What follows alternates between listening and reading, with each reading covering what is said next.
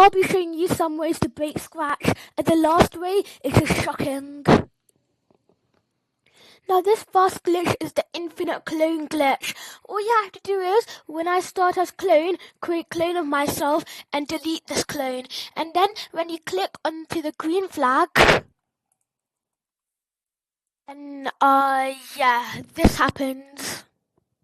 For this glitch, go onto the explore page, then type up %15. Now the results do not matter, but this tiny square does matter. Copy it, then after that go into the My Blocks category, make a block, then after that paste that tiny block there. Now press OK, and then oh my gosh, the red hacked block is here. This is so cool. This is actually crazy. Now this glitch is called the backdrop glitch. As you know, you do not need a sprite for this. Now, what you have to do is you have to go onto the backdrops, click the backdrops tab, then choose a backdrop. Click on patterns, then click on the raise sprite.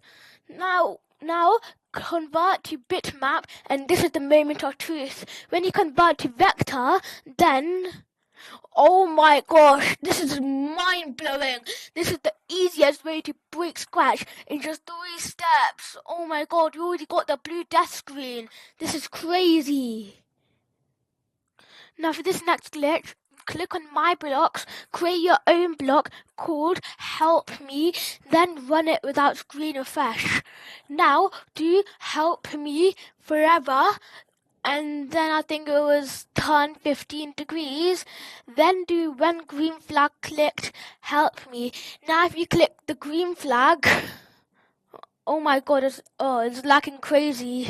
So Scratch Cat, but today you're going to take all the pain.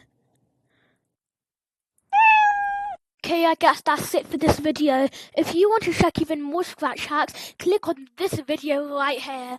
Bye guys.